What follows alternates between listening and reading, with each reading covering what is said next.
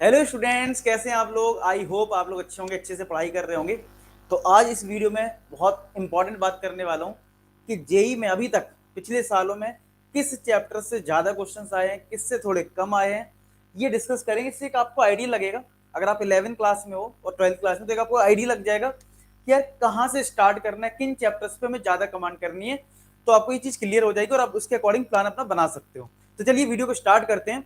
तो अगर हम बात करें यहाँ पे चैप्टर्स की, तो वेक्टर एंड 3D के सबसे ज्यादा क्वेश्चंस पूछे गए हैं। ठीक है, मतलब इन चैप्टर की प्रायोरिटी लेवल पे मैंने डिसाइड करा है। Vector 3D, matrices and determinants. अगर मैं ये बता दूं कौन सी क्लास का क्वेश्चन है, तो आप लोग समझ सकते हो कि जो बच्चे 11 क्लास में होंगे, उनकी बुक में नहीं है, तो समझ लो 12th का है। और 12th वालों को तो आइडिया लग ही रहा होगा कौन सा 11 का कौन सा 12th का। फिर भी मैं लिख दूं तो ये 12th क्लास का है, और मैट्रिक्स ये भी 12th क्लास का। सीक्वेंस एंड सीरीज 11 क्लास का है। तो यानी कि जो बच्चे 11 क्लास में, देखिए 12th क्लास में, तो यानी कि आप ये प्रायोरिटी लेवल डिसाइड कर लो कि मैट्रिक्स से डिटरमिनेंट अच्छे से करना है, बेटर। लेकिन 11 क्लास में कोई बच्चा है, तो वो सबसे इन दो चैप्टर में सबसे बाद में कौन सा आ रहा है, सीक्वेंस एंड सीरीज, जो वो सबसे ज्यादा प्रैक्टिस करे। तो आपको क्या करना है, सीक्वेंस एंड सीरीज करना है। लिमिट्स, कंटिन्यूटी एंड डिफरेंशियबिलिटी, तो लिमिट्स वाला जो पार्ट है वो आपका 11 क्लास में, तो आप इसके बाद सीक्वेंस एंड सीरीज के बाद जो 11 क्लास में वो लिमिट्स को ट्राई कर सकते हैं। आपकी अगर हम एनसीईआरटी की बात करें तो चैप्टर नंबर 13 है। कोनिक सेक्शन भी हमारा 11 क्लास का है, ये 11 का हो गया, इधर 11 का हो गया। यानी शुरुआत में ही आप देखो तो 3 चैप्टर्स आपको मिल गए जिन पे आपको कमांड करनी है। अगर मैं एनसीईआरटी से बात करूं तो सीक्वेंस एंड सीरीज आपका 9th चैप्टर है, लिमिट्स आपका 13 चैप्टर में आ जाता है, कोनिक सेक्शन आपका स्ट्रेट एंड 11 चैप्टर में आ जाता है। तो आप ये सारे चैप्टर्स अभी से स्ट्रॉन्ग कर सकते हो। और मैं डेली रात में 10 बजे 20 एमसीक्यू करवा रहा हूँ, 20 एमसीक्यूज करवा रहा हूँ। आप उनको फॉलो करिए, डेली क्लास अटेंड करिए, तो आपकी जो कॉन्सेप्ट है वो बिल्ड होगा। ठीक है, तो इस चीज का ध्यान रखें। तो शुरुआत में ये हो गया। अगर नेक्स्ट देखें तो डेफिनेट इंटीग्रेशन, ये आपका 12th क्लास का पार्ट है। एप्लीकेशन ऑफ डेटा भी 12th क्लास का है, डिफरेंशियल भी 12th क्लास का है, प्रोबेबिलिटी 12th क्लास में है और 11 क्लास में भी है, दोनों में ही है। ट्रिग्नोमेट्री की बात करें तो ये आपका 11 क्लास में है। लेकिन इस चैप्टर से क्वेश्चंस देखो, इसका प्रायोरिटी लेवल में काफी नीचे चला गया, लेकिन आप देखोगे तो इसका यूज कहीं भी हो सकता है। जैसे अगर प्रीवियस चैप्टर में बात करूं तो कहां कहां इसको सीक्वेंस एंड सीरीज में बहुत हल्का सा यूज देखने को मिल सकता है। लिमिट्स में बहुत काम आएगा, लिमिट्स में बहुत सारे फॉर्मूले यूज होते हैं ट्रिग्नोमेट्री में। तो आप ये मत सोचो कि ट्रिग्नोमेट्री की प्रायोरिटी नीचे है तो इसको कम देना है। तो आप ये सोच सकते हो कि चलो ठीक है, अगर आपने सीक्वेंस एंड सीरीज कर लिया, लिमिट्स कर लिया, कॉनिक सेक्शन कर लिया, तो अगर आपने ये चैप्टर कर लिया तो इसके बाद आप ट्रिग्नोमेट्री कब करोगे। तो मेरे अकॉर्डिंग तो ट्रिग्नोमेट्री पहले निपटा लो। और मैंने अभी रिसेंट में काफी सेशन भी ले लिए ट्रिग्नोमेट्री की, 20 एमसीक्यूज। आपने कुछ नहीं करा तो पढ़ना शुरू करो।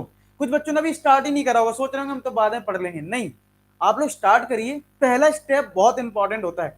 कुछ ना करने से बेटर है कुछ 20 एमसीक्यू तो कम से कम कर लो। हर चैप्टर से कुछ कुछ करोगे तो थोड़ा कॉन्सेप्ट बिल्ड तो होगा। थोड़ी जब माइंड कहेगा कि हाँ पढ़ना है, तो ठीक है पढ़ लेना, अभी कुछ तो करते जाओ।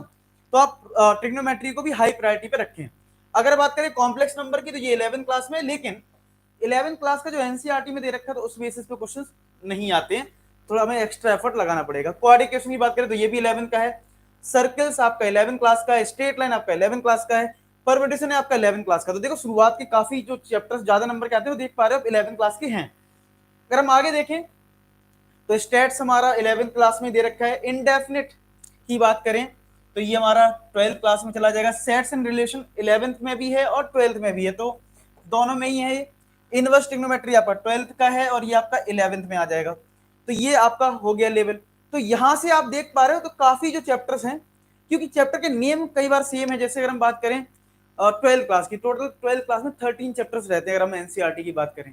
तो कैलकुलस बहुत बड़ा पार्ट होता है, इसमें इंटीग्रेशन है, एप्लीकेशन ऑफ इंटीग्रल्स है, तो ये सारे चैप्टर्स रहते हैं, डिफरेंशियल इक्वेशन है। तो ये शुरुआत में कुछ चैप्टर्स आपको दिखे थे।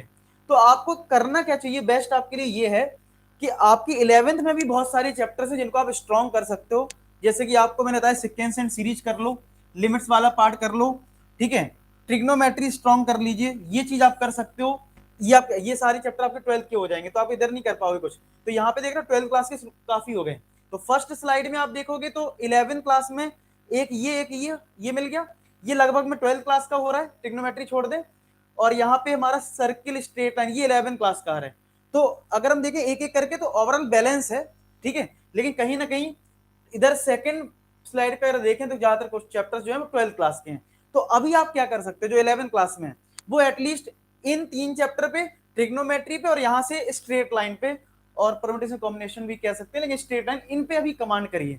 और बिल्कुल स्टार्टिंग फेज की बात करें तो ये 3 चैप्टर खूब प्रैक्टिस करो, जितने ज्यादा क्वेश्चंस मिल जाए इन पे प्रैक्टिस करिए।